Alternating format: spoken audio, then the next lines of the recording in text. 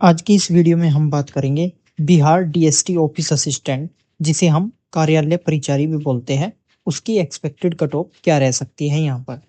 तो देखिए, कुछ इंपॉर्टेंट पॉइंट्स हम पहले डिस्कस कर लेते हैं ताकि आपको सारी चीज़ें इसमें क्लियर हो। सबसे पहले हम एग्ज़ाम की बात कर लेते हैं। तो एग्ज़ाम हो चुका है आपका 11 मई 2025 को, ठीक है। अब जो इसमें वैकेंसीज है कुल, उसकी यदि हम बात करें तो 238, आपको पता है कि इसमें 238 पद हैं हमारे।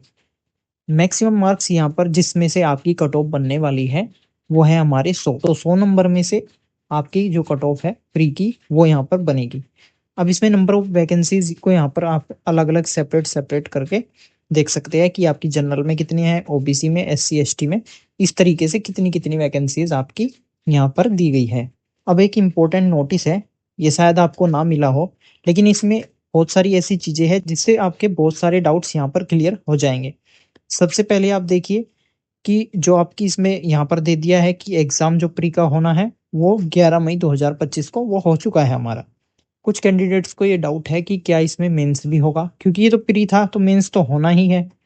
इसमें ये पहले ही बता दिया था हमें कि यदि अभ्यर्थियों की संख्या है जिन्होंने एप्लीकेशन इसमें डाले हैं, जिन्होंने फॉर्म्स भरे हैं, उनकी यदि संख्या 40,000 से अधिक हो जाती है तो उस कंडीशन में हम प्री और मेंस कराएंगे। यहाँ पर इन्होंने साफ साफ इसमें लिख दिया था। अब जो अभ्यर्थियों की संख्या है, यानी कि नंबर ऑफ कैंडिडेट्स है जिन्होंने फॉर्म को अप्लाई यहाँ पर किया था, वो है 3,45,734। 3,45,734 कैंडिडेट्स आपके इसमें ऐसे थे जिन्होंने इस वैकेंसीज के लिए अप्लाई किया था। अब देखिए, जो आपकी फॉर्म ओपनिंग डेट थी, जब आपके फॉर्म आए थे, वो थी 23 सितंबर 2022। तो लगभग लगभग आपके 3 साल होने वाले हैं इस वैकेंसीज को। अब 3 साल इस वैकेंसीज को होने वाले हैं, 3 साल बाद हमारी इसकी परीक्षा हुई है। तो उस कंडीशन में क्या होता है कि बहुत सारे ऐसे कैंडिडेट्स हैं जो कि हायर स्टडीज में लग जाते हैं अपनी, या कहीं और जिनकी जॉब लग जाती है।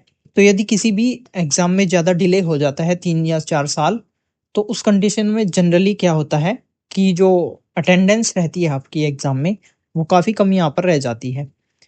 इस परीक्षा में भी ऐसा ही कुछ सीन देखने को हमें मिला है, वो मैं आगे बताऊंगा कि इसकी अटेंडेंस आपकी कितनी रही है।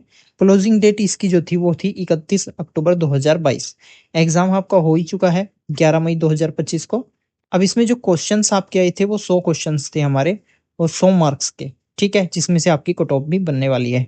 एग्जाम का लेवल जैसा कि कैंडिडेट्स बता रहे हैं, उनके नंबर ऑफ अटेम्प्ट्स हमने देखे हैं, उस हिसाब से अगर हम बात करें तो एग्जाम का जो लेवल था वो काफी ज्यादा इसमें ईजी रहा। टोटल कैंडिडेट्स हमारे हुए 3,45,734। अब जो हमारी अटेंडेंस रही है, जैसे कि कैंडिडेट्स ने अपने सेंटर पर बताया, उस हिसाब से हमने एक एवरेज यहाँ पर लिया है। तो टोटल आपका 30%, लगभग अप्रोक्स है 30%। इससे कम भी थोड़ी बहुत हो सकती है, लेकिन इसके अबाउट ही है आपके 30% यहाँ पर अटेंडेंस रही।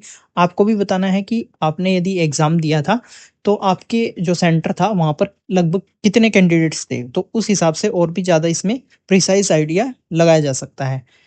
तो अगर 30% हम मानकर चलते हैं यहाँ पर, तो जो आपके नंबर ऑफ कैंडिडेट्स होंगे जिन्होंने की एग्जाम दिया है वो होंगे 1,03,720। तो 1 लाख हम मानकर चलते हैं।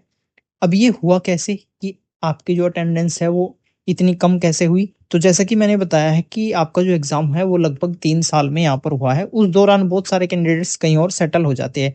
दूसरी बात ये है कि बहुत सारे बच्चे ऐसे हैं, वो देखते हैं कि सिर्फ 238 वैकेंसी है तो क्या ही होगा इसमें।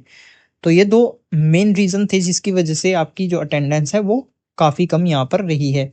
कंपटीशन की चलिए इस हिसाब से हम बात कर लेते हैं कि आपका जो कंपटीशन है, एक सीट पर 420 कैंडिडेट्स फाइट कर रहे हैं। तो ये है इसका कंपटीशन, आप देख सकते हैं एक सीट के लिए 420 कैंडिडेट्स आपके हैं। अब वैकेंसी जो इंक्रीज होने का सवाल आता है कि क्या वैकेंसीज में इंक्रीज हो सकती है, तो डेफिनेटली यहाँ पर जो वैकेंसीज है इंक्रीज होनी चाहिए। क्यों? इसके दो रीजन हैं। एक तो आपका एग्जाम लेट हुआ, एग्जाम लेट होने की वजह से जो डिपार्टमेंट में पद है इस दौरान जो कार्मिक सेवानिवृत्त हो जाते हैं, उस हिसाब से आपकी जो पोस्ट है वो वैकेंट रह जाती है बहुत सारी। दूसरा, जो नंबर ऑफ कैंडिडेट्स हैं जिन्होंने पार्टिसिपेट इस परीक्षा में किया है वो काफी ज्यादा है अगर हम देखें टोटल वैकेंसीज के मुकाबले। इस हिसाब से हमारा जो मानना है वो ये है कि आपकी जो वैकेंसीज है वो डेफिनेटली यहाँ पर बढ़ने के चांसेस है और बढ़ सकती है, ठीक है। अब चलिए सेफ अटेम्प्ट की बात कर लेते हैं। सबसे पहले हम सब्जेक्ट वाइज बात करेंगे। अगर आपके इतने अटेम्प्ट हुए हैं तो आप अपने आप को सेफ यहाँ पर मान सकते हैं। तो जीके में हमारे 40 क्वेश्चन थे, मैथ में यहाँ पर 25 नहीं 30 क्वेश्चन थे, और हिंदी में भी आपके 30 क्वेश्चन थे, ठीक है। तो यहाँ पर टोटल जो क्वेश्चंस थे, हमारे नंबर ऑफ क्वेश्चंस वे थे 100। जीके की यदि हम बात करें तो 30 प्लस यहाँ पर की है, तो ये एक अच्छा स्कोर है। उसके बाद मैथ्स में देखते हैं। मैथ्स में यदि आपके 25 क्वेश्चंस यदि सही है तो ये काफ़ी अच्छा स्कोर है, क्योंकि देखिए जो मैथ्स है वो काफ़ी ज़्यादा स्कोरिंग है, क्योंकि इसमें आपकी गलती होने की संभावना कम होती है, क्योंकि 2 ऑप्शन तो इसमें करेक्ट नहीं होंगे, एक ही ऑप्शन आपका करेक्ट होना है। तो जिसने भी क्वेश्चंस किया उसका यदि आंसर आ गया है तो वो करेक्ट ही आएगा, ठीक है। उसमें आपको डाउट यहाँ पर नहीं रहेगा। हिंदी की बात करते हैं। हिंदी में यदि आपके 22 के आसपास बन रहे हैं तो ये काफ़ी ज़्यादा अच्छा स्कोर है। अब इनको हम जोड़ लेते हैं, तो ये हो गया हमारा 7, 3 2 5 2 7, 77। 77 जिन्होंने क्वेश्चंस किए हैं वो अपने आप को यहाँ पर सेफ मान सकता है, ठीक है, क्योंकि इसमें अभी मेंस भी आपका होना है। तो जनरल में जिसके 77 है वो अपने मेंस की यहाँ पर तैयारी कर सकता है। अब हम बात करते हैं सेफ स्कोर की। सबसे पहले हम बात करते हैं जनरल कैटेगरी की। तो यदि आपके 75 से लगाकर 80 तक बन रहे हैं तो ये अच्छा स्कोर है, और आप मेंस के लिए यहाँ पर तैयारी अपनी कर सकते हैं। अब बात करते हैं ईडब्ल्यूएस की। ईडब्ल्यूएस में यदि आपके 72 से लगाकर 77 तक बन रहे हैं तो ये भी अच्छा स्कोर है, और आपको डेफिनेटली यहाँ पर अपनी तैयारी शुरू कर देनी चाहिए मेंस के लिए। ओबीसी में बात करते हैं, जो कि अत्यंत पिछड़ा वर्ग की हम बात करेंगे इसमें, क्योंकि पिछड़ा वर्ग में तो आपकी वैकेंसीज नहीं है। अत्यंत पिछड़ा वर्ग की हम बात करते हैं तो आपकी यदि 70 से लगाकर 75 तक है तो इजीली आपका हो जाएगा।